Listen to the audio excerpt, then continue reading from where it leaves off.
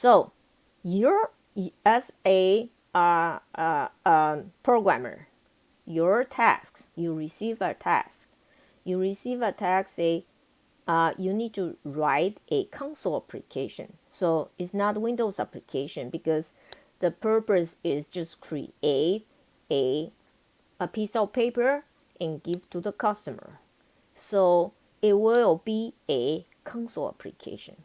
At a console application, your job is to create a receipt. And it on top here say invoice, and here has the company's address, store address. And there's a table right here.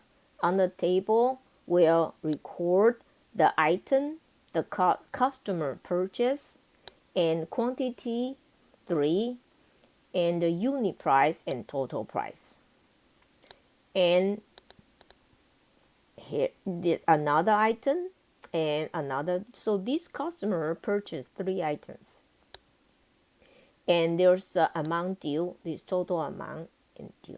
Okay, so this will be a console program. Now to start at, so your job is to create this. Your job is start from the scratch, and when your program done, and for the end computer run this program, is able to produce this invoice receipt. Understand that right now? All right. So as a programmer, your job, then as a programmer, your job has to first identify the nouns, because we know when we have a nouns, then we are going to have class. All right. So back to chapter 6, 7, we already told you. And right, so class has 2 parts. Okay, has attribute. All right, and has class also has function. All right, to identify class, back in the chapter 7, a class should be only one concept, and class name usually is noun. Okay, not usually, always. Okay, is noun. So we look for the noun to create class. Understand right now? So let's take a look this piece of paper right now. Let's take a look this piece of paper right now. All right. So this entire piece of paper, entire piece of paper, probably is. So let's identify noun right now. So I need you to help me. Okay. So everybody help me right now. Let's start it. So what do you see on this piece of paper? Anything is noun. I saw invoice.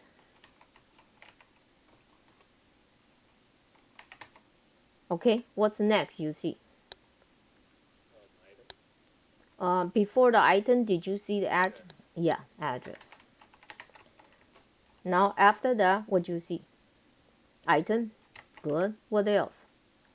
The toaster. The toaster. Okay. How about, did you see quantity? What else you see? Price. Price and total.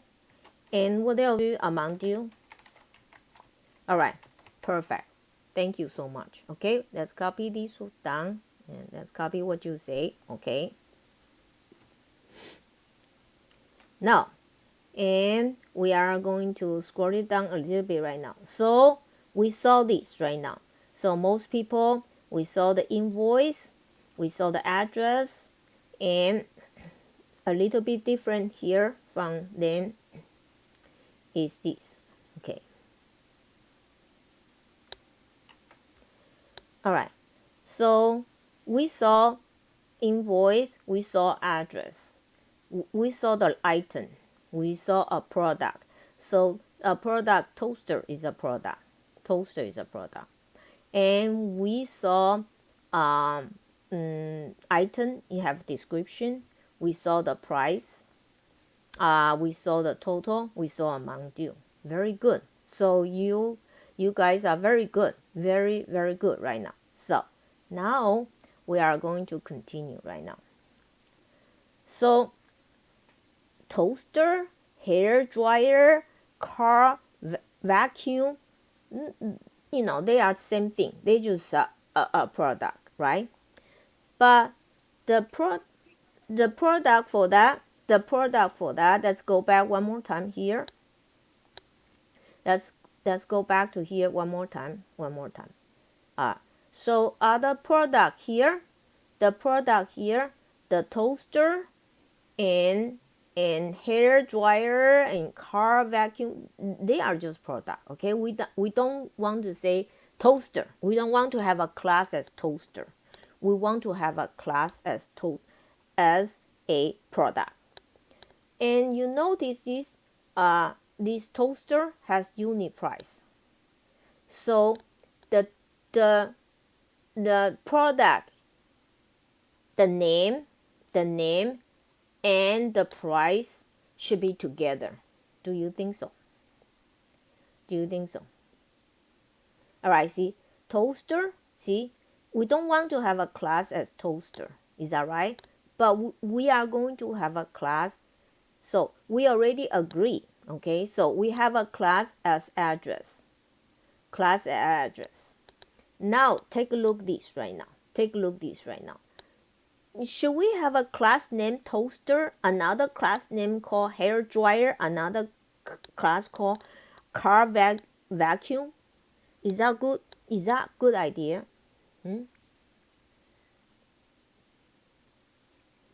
What do you think, Victor? What? No, that's not a good idea. Let's use a more generic way to call that. So instead of that, we just don't want to call that as a toaster class, as a hair dryer class, car vacuum class. Why don't we have a class called what? Product. Does that make sense to you? Alisa, what do you think? Is that okay? Oh, that makes sense. So I have product here. So I need to know. All right. So I have product class, and right here. I hope you can realize this is a table. Go back to think of vector. So on this line, toaster and hair dryer, car vacuum. So in each on the table, there are lines. Okay. So from the programmer's point of view, let's take a look. Okay.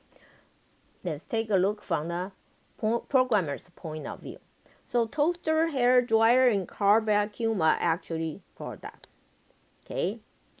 So toaster is $29.95. So that should be the attribute for the product.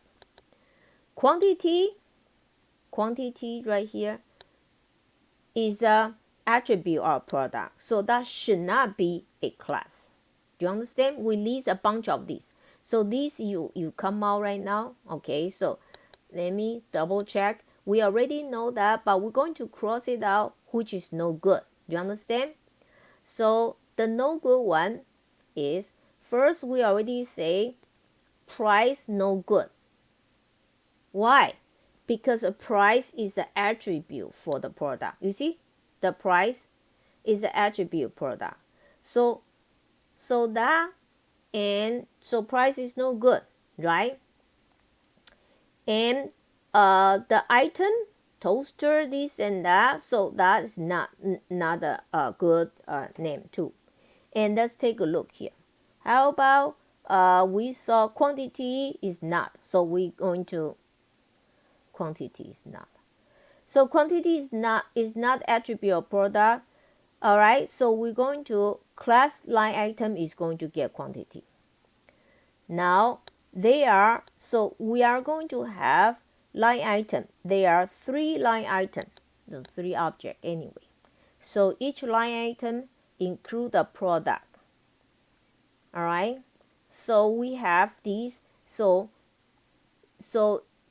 if LineItem is a class, okay, so let me ask you right now. So LineItem, we create LineItem class. All right, can anyone see inside a LineItem there's another class inside the LineItem?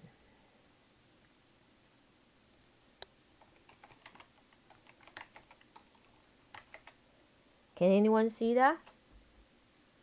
All right, the first line, toaster, $29.95. All right, remember toaster, the name plus a price is a product.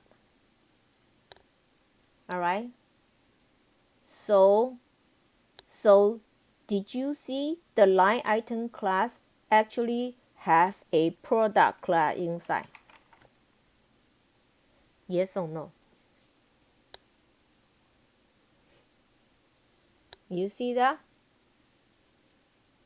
What do you think, Aaron? Did you see the LineItem has a product? Yes. So what kind of relationship is this? A class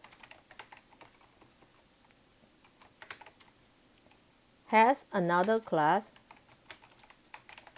All right, so this is a composition, okay, composition relationship. Okay, so we have that right now, and let's continue. So there's a total right here, and total actually is by calculation. Do you understand? The total and amount due are compute. Compute is like your function. So then they are not a class. That should not be a class. So total, amount due, not a class, because it can be calculated. When they are calculated, they are not class. So after we finish, we'll end up four class: invoice, address, LineItem, product, and of course at the end we are going to say use invoice. When you sell, after you complete this class, you will sell to another company, and they will do a use class to use invoice to use this computer product. Do you understand right now? Yes or no? All right, so let me clear up this right now and double check this. For this, we are going to have four class. To describe this. The first class, let's do the easy one, address. That's what we're going to do today, address. All right, the second one, let's do product. Product has the name and the unit price. All right, we're going to do these two. All right, so we just start from easier. Then once we finish product, we do LineItem, because product plus the total and the quantity, that's LineItem. All right, so we'll do the invoice at the last, because the invoice need to have the address, need to have a table, need to calculate this. It's okay? All right, so we understand we have four class right now.